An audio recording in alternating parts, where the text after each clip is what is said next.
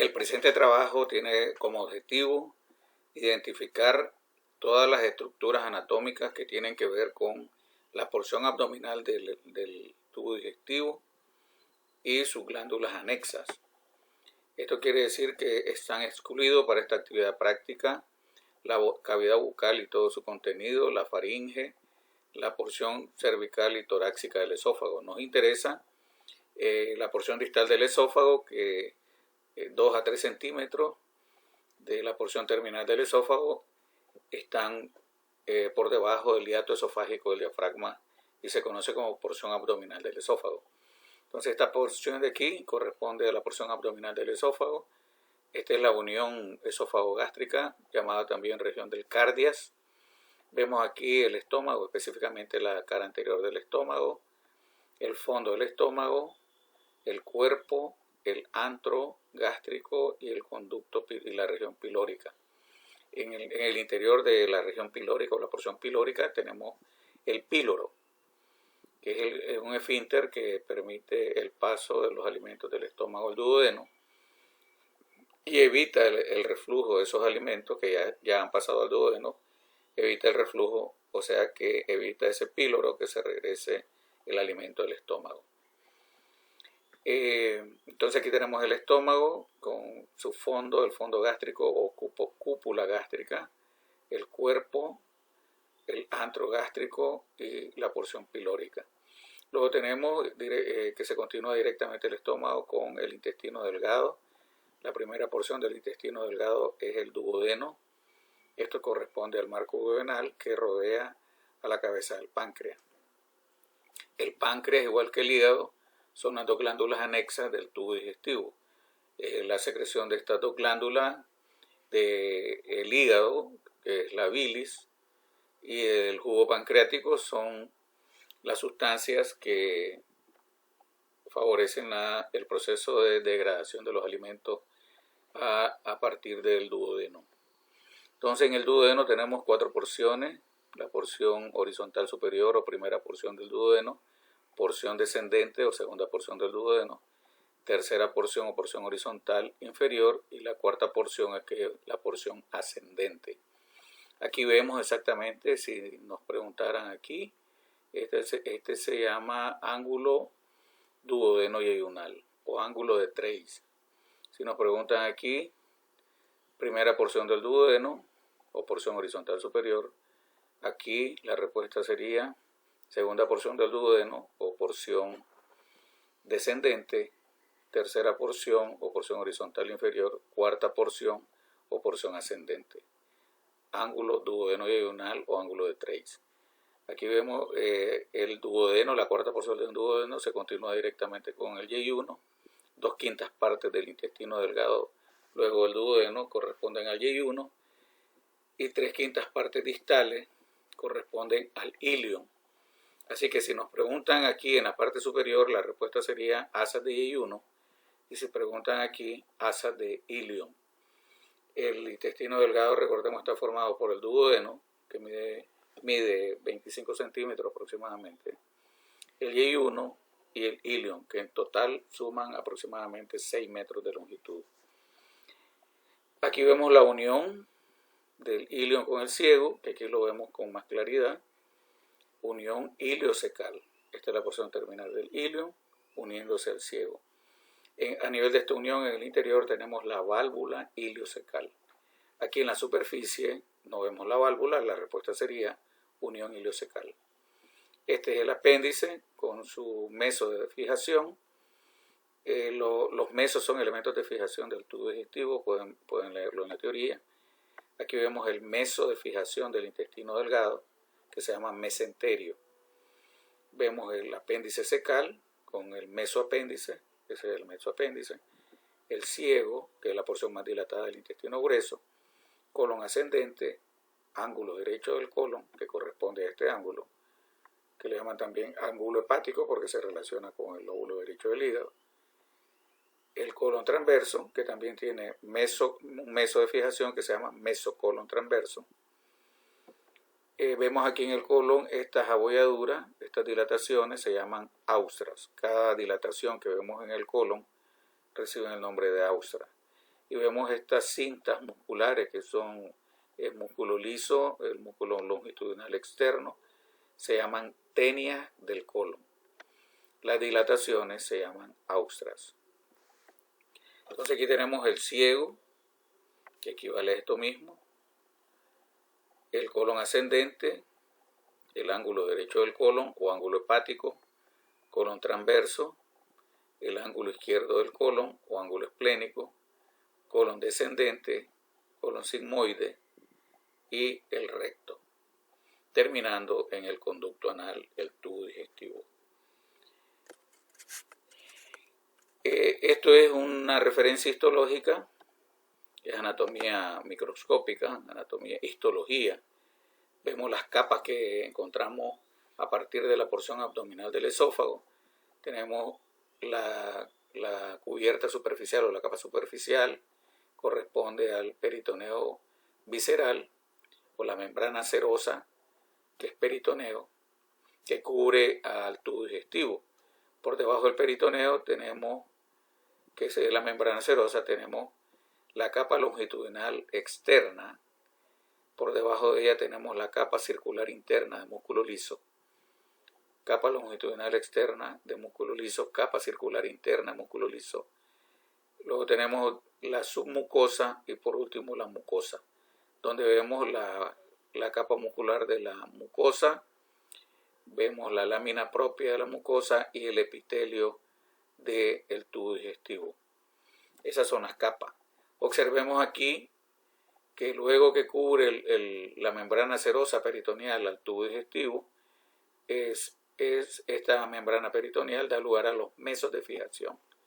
Esto sería el mesenterio, que está formado por dos hojas de peritoneo. Esta es una hoja y allá vemos la otra hoja.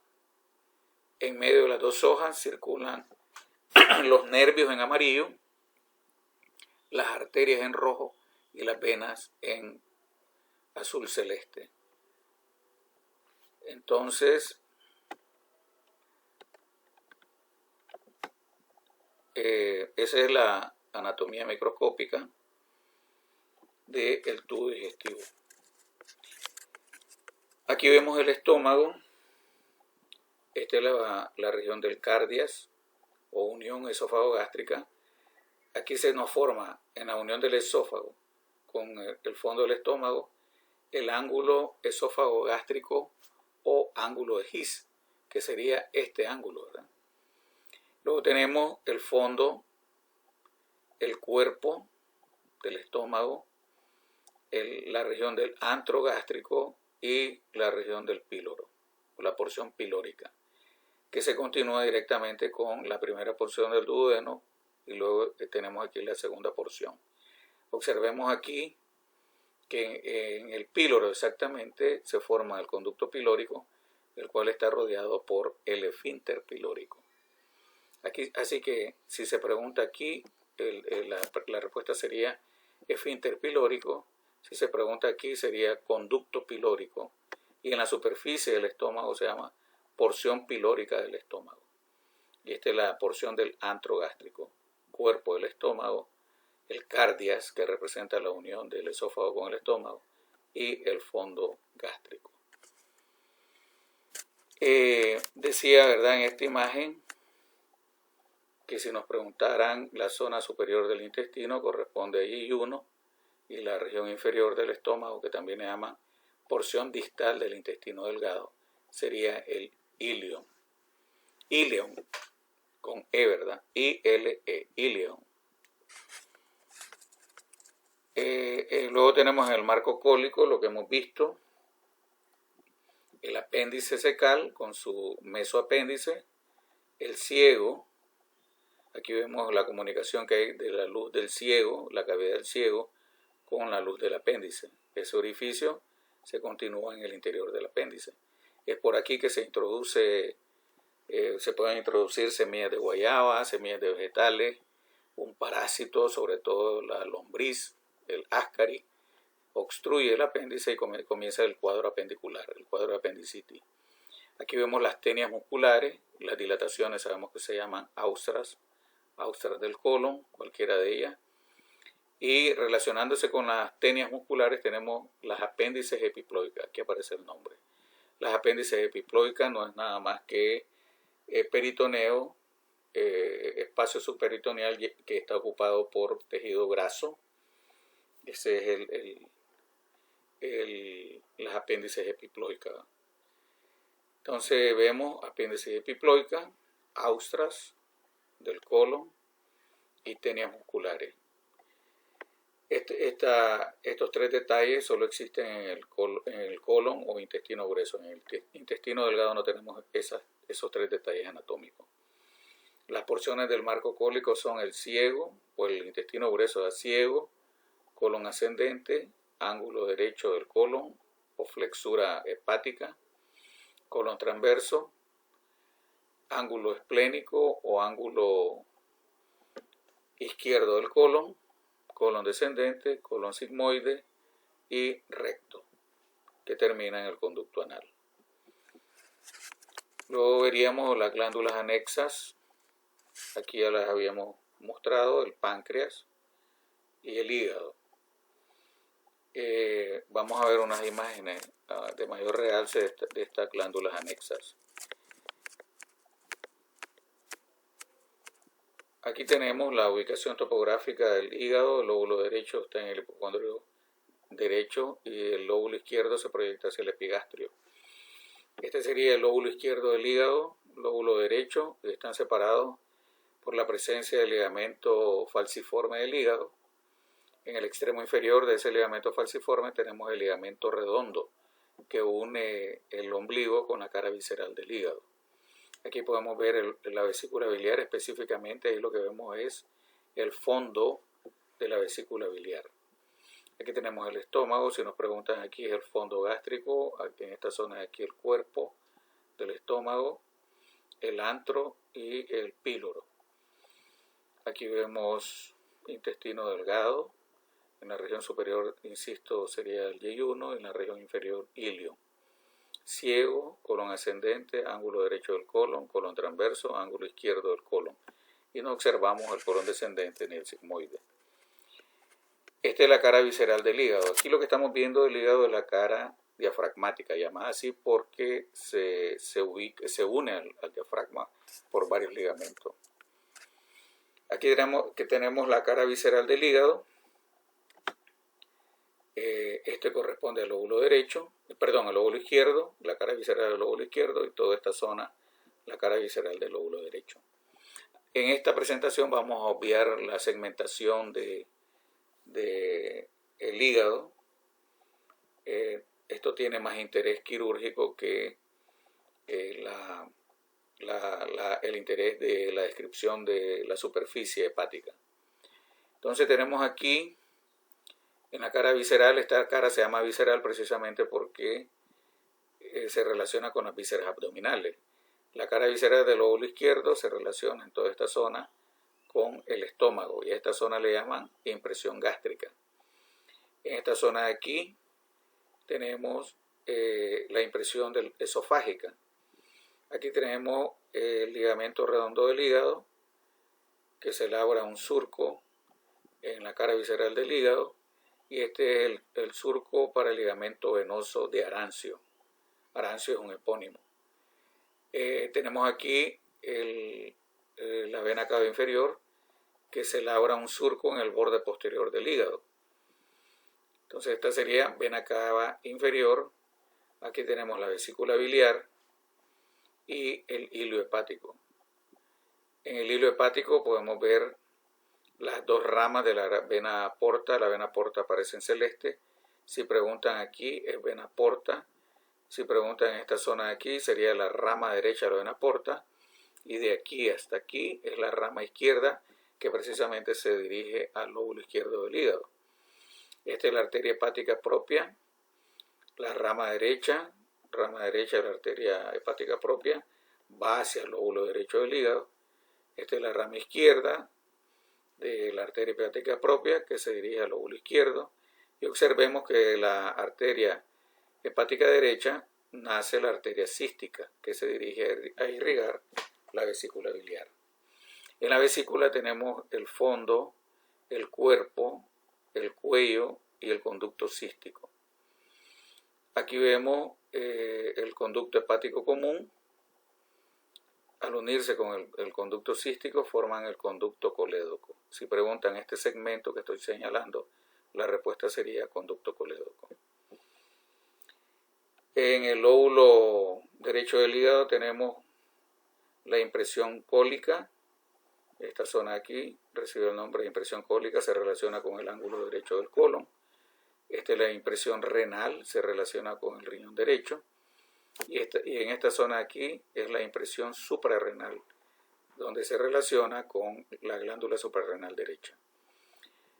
En esta zona hemos dicho donde están los elementos que entran y salen del hígado. Recibe el nombre de hilo hepático. Por detrás del hilo hepático tenemos el lóbulo caudado del hígado y por delante del hilo hepático el lóbulo cuadrado. Esos son los detalles que hay que reconocer en el hígado. Esta es una representación de un lobulillo hepático. Como pueden ver es hexagonal. En el centro tenemos la vena central o vena centrolobular, que de esta vena es que se forman las venas hepáticas o suprahepáticas que drenan la sangre venosa del hígado hacia la vena cava inferior. Aquí vemos la vena porta, se ramifica una rama izquierda, una rama derecha y una rama izquierda que penetra al hígado. Luego esa sangre se vierte a estos sinusoides hepáticos. Los hepatocitos que vemos aquí procesan todos los productos de la absorción que se dan en el intestino, el estómago, la sangre que procede del vaso a través de la vena porta. Los aminoácidos, por ejemplo, son utilizados por los hepatocitos para procesar estos aminoácidos y producir proteína. Luego esta sangre que viaja por los sinusoides hepáticos es vertida a la vena centrolobular y la reunión de las venas centrolobulares, la unión de esas venas centrolobulares, como he dicho, forman las venas hepáticas o suprahepáticas, que finalmente se unen a la vena cava inferior. Aquí tenemos la vía biliar extrahepática, la vesícula biliar. Tenemos el fondo de la vesícula, el cuerpo, el cuello y el conducto cístico. Vemos cómo el conducto cístico que procede de la vesícula se une al conducto hepático común. Este pequeño segmento recibe el nombre de conducto hepático común. Al unirse el conducto hepático común con el conducto cístico, a partir de aquí se forma el conducto colédoco. Todo este segmento, si es señalado con una flecha, la respuesta sería conducto colédoco. Aquí sería conducto cístico y aquí cuello de la vesícula, el cuerpo de la vesícula y el fondo de la vesícula. Observamos aquí el conducto biliar derecho o conducto hepático derecho, el conducto hepático izquierdo o conducto biliar izquierdo. Se unen estos dos conductos y forman el conducto hepático común. Este pequeño segmento es el conducto hepático común. Una vez que se le une el cístico al hepático común, forman el colédoco. Aquí estamos observando la primera porción del duodeno, la segunda porción del duodeno, que tiene tremenda importancia, dado que aquí encontramos la papila duodenal mayor y la papila duodenal menor. En la papila duodenal mayor, como estamos observando, termina la ampolla hepatopancreática o ampolla de Vater. ¿Cómo se forma esta ampolla? Este es el conducto pancreático principal o conducto de Wilson, que se une al conducto colédoco y se forma esta dilatación llamada ampolla hepatopancreática o ampolla de Vater. Esta ampolla avanza, atraviesa las paredes de la segunda porción del duodeno y termina en la mucosa, abriéndose en la carúncula duodenal mayor, donde se encuentra el esfínter de Oddi o esfínter de la carúncula duodenal mayor. En la carúncula duodenal menor drena el conducto pancreático accesorio, de tal manera que en la segunda porción del duodeno se vierte la bilis y se vierte el jugo pancreático que participan en el proceso de emulsificación de la grasa, de la degradación de la grasa. Aquí vemos una imagen donde se observa en verde la vía biliar intrahepática, que luego da origen a las vías biliares extrahepáticas, el conducto hepático derecho, el conducto hepático izquierdo, se unen y forman el conducto hepático común. Vemos en lila, vean que la flecha indica cómo circula la sangre en la vena porta. Es sangre que procede de los capilares del intestino, el estómago, el vaso, colon, intestino delgado, intestino grueso. Esa sangre viaja por la vena porta. La porta se divide en rama izquierda y rama derecha. Esa sangre es la que viaja por esos sinusoides hepáticos, donde los hepatocitos entran en contacto con ella y elaboran todos los productos del metabolismo que se ha absorbido en las estructuras que he mencionado. Se forma en el hígado, se sintetizan factores de la coagulación, hemoglobina, biliverdina, se almacena glucosa en forma de glucagón, etcétera, etcétera. Luego de las venas centrolobulares, como he dicho, se forman las venas hepáticas o suprahepáticas, generalmente son dos, pueden ser 3 venas que al final dan origen a 2 venas. Vean cómo circula la sangre aquí en estas venas, nos están indicando que esa sangre fluye del hígado hacia el exterior y es las venas hepáticas, son las que se unen a la vena cava inferior, como lo hemos mostrado en esta imagen. Aquí tenemos la vía biliar interhepática y vemos a trasluz la vía biliar extrahepática, la vesícula biliar con sus componentes, los conductos hepáticos izquierdo y derecho, el conducto hepático común, el conducto cístico y el colédoco. Y esto lo hemos presentado en otra imagen. Aquí tenemos nuevamente la imagen: conducto hepático derecho, conducto hepático izquierdo, conducto hepático común, conducto cístico, al unirse con el hepático común, conducto colédoco. Este pasa por detrás de la primera porción del duodeno, penetra en la cabeza del páncreas y a nivel de la cabeza se une con el conducto pancreático principal o de Wilson, que nace en la cola del páncreas, recorre el cuerpo y en la cabeza se une al colédoco formando la ampolla hepatopancreática o ampolla de Vater, que termina en la carúncula duodenal mayor o papila duodenal mayor. Aquí vemos a trasluz el páncreas. Del páncreas tenemos que decir que está compuesto por una cabeza, toda esta zona es la cabeza del páncreas, un cuerpo y la cola. Esas son las 3 porciones que se describen del páncreas. Del páncreas podrían preguntar el conducto pancreático principal y el conducto pancreático accesorio, que se forma en la cabeza y drena también en la segunda porción del duodeno, en la carúncula duodenal menor. Ahí donde se abre el conducto pancreático accesorio o de Santorini, recibe el nombre de papila o carúncula duodenal menor. Y aquí donde se abre la ampolla hepatopancreática se llama papila o carúncula duodenal mayor. En esta imagen tenemos lo mismo, la segunda porción del duodeno, donde se abre la ampolla hepatopancreática en la papila duodenal mayor o ampolla duodenal mayor y la carúncula duodenal o papila duodenal menor. Si nos preguntasen aquí, todo esto es el conducto de Wilson o conducto pancreático principal y aquí tenemos el conducto pancreático accesorio.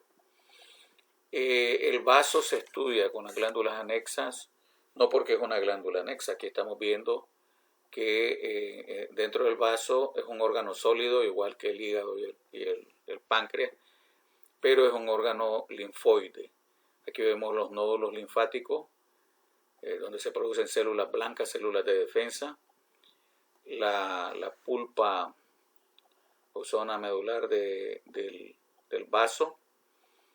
En la teoría lo que hemos visto es que el vaso lo que aporta al tubo digestivo es el grupo de hierro, el grupo M, que capta de los que obtiene de los glóbulos rojos caducos que el vaso se encarga de destruir. Una vez que lo destruye, recupera el grupo de hierro y a través de la vena esplénica, que forma parte de la vena porta, conduce ese grupo de hierro rescatado de los hematíes caducos, y a través de la vena porta este grupo de hierro llega al hígado y el hígado procesa nueva hemoglobina y pigmento biliar. Así que por el hecho de que esa hemoglobina que recupera el vaso de los glóbulos rojos caducos, se forma el pigmento biliar.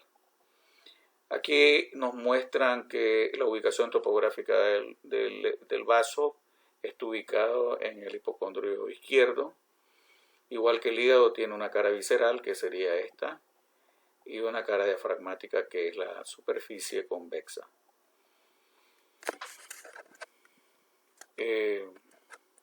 Esto sería la descripción del reconocimiento de las estructuras más importantes que se observan en la porción abdominal del tubo digestivo, en las glándulas anexas, hígado, páncreas y la vía biliar extrahepática, para preparar a los estudiantes para una evaluación virtual práctica por medio de imágenes. Gracias.